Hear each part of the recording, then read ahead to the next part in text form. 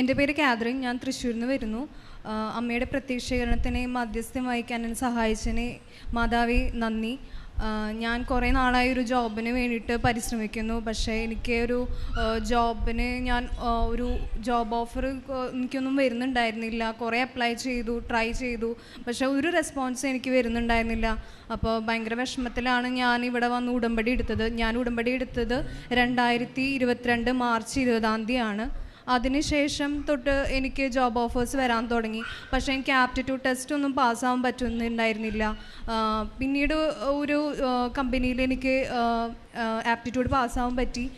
HR interview കഴിഞ്ഞു, പക്ഷെ അതിനൊരു റെസ്പോൺസും വരുന്നുണ്ടായിരുന്നില്ല. അപ്പോൾ ഒരു 1.5 മാസമൊക്കെ ആയി. അപ്പോൾ ഞാൻ വിചാരിച്ചു ആ കമ്പനി ഇനി വരില്ല, കഴിഞ്ഞു, വേറെ ട്രൈ ചെയ്യാമെന്നൊക്കെ വിചാരിച്ചു.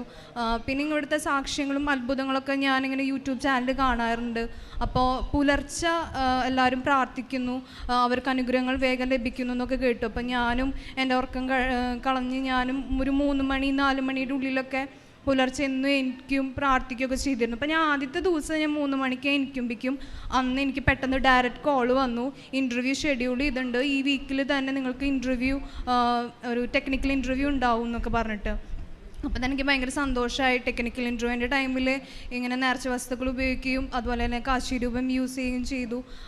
മാതാവിട്ട് ഭയങ്കര ടെൻഷനായിരുന്നു എനിക്ക്. ഇൻ്റർവ്യൂ ഇതോടെയും പോയി ഇനി എന്തായിരിക്കും എൻ്റെ മാനസികാവസ്ഥ എന്നുള്ള രീതിയിലായിരുന്നു.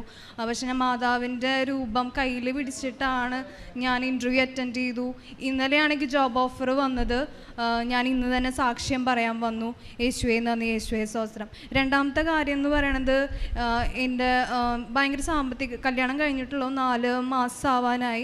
എന്നാലും കല്യാണം കഴിഞ്ഞതിൻ്റെ ചെറിയൊരു സാമ്പത്തിക ബുദ്ധിമുട്ടുകളും കാര്യങ്ങളും ഞങ്ങളുടെ ജീവിതത്തിലുണ്ടായിരുന്നു. പക്ഷേ ഞാനിപ്പോൾ 3 മാസം ആവുന്നുള്ളൂ ഞാനിവിടെ ഉടമ്പടി എടുക്കേണ്ട. 2.5 മാസമായി.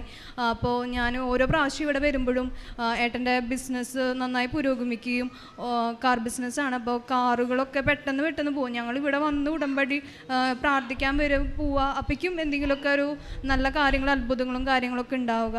അതുപോലെ തന്നെ ഹസ്ബൻഡിൻ്റെ അനിയത്തിക്ക് പ്രഗ്നൻ്റ് ആയിരുന്നു. അപ്പോൾ അത് ഉടമ്പടിയിൽ വെച്ചിട്ടുണ്ടായിരുന്നു. നല്ല സുഖപ്രസവത്തിന് വേണ്ടി പ്രാർത്ഥിച്ചിരുന്നു. 9-ാം മാസത്തിൽ ആൾക്ക് പെട്ടെന്ന് ഫ്ലൂയിഡ് ലീക്കാവുകയും പെട്ടെന്ന് ഹോസ്പിറ്റലിൽ അഡ്മിറ്റ് ചെയ്യേണ്ടിയും വന്നു. ഭാഗ്യത്തിന് ടൈമിൽ തന്നെ സുഖപ്രസവം ഭാഗ്യത്തിന് പറ്റി. കുട്ടിയെ ഭയങ്കര ആരോഗ്യമായിട്ടിരിക്കുന്നു. 2,700 ആ ടൈമിലുണ്ടായിരുന്നു.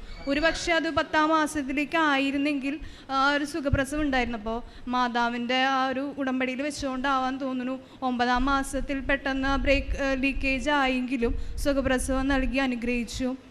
വേറൊരു സാക്ഷ്യമാണ്, അതെൻ്റെ ഉടമ്പടിയിൽ വെച്ചിട്ടില്ല, എൻ്റെ അമ്മയുടെ ഉടമ്പടിയിലായിരുന്നു വെച്ചിരുന്നത്.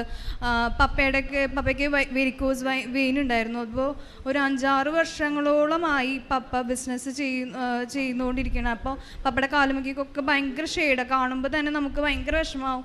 പപ്പ രാവിലെ തൊട്ട് രാത്രി വരെ നിന്ന് പണി ചെയ്യുന്നു. അതിൻ്റെ പപ്പയുടെ കാല് കണ്ടാൽ അറിയാം. അപ്പോൾ അതൊക്കെ ഭയങ്കരമായിട്ട് ഉടമ്പടി തൈലം യൂസ് ചെയ്ത് വിശ്വാസ പ്രമാണമൊക്കെ എൻ്റെ അമ്മ ഇങ്ങനെ കരഞ്ഞുകൊണ്ട് പ്രാർത്ഥിക്കണം എന്നൊക്കെ ഞാൻ കണ്ടിട്ടുണ്ട്. അത് ഭയങ്കരമായിട്ട് കുറഞ്ഞു. പപ്പയുടെ കാല് നോക്കുമ്പോഴേക്കും ഞങ്ങൾക്ക് ഭയങ്കര വിഷമമാണായിരുന്നു. ഇപ്പോൾ ഭയങ്കരമായിട്ട് വറ്റി, നീരൊക്കെ മാറിയൊക്കെ ചെയ്തു. യേശുവേ നന്ദി, യേശുവേ സ്തോത്രം. ആവേ ആവേ ആവേ മരിയ.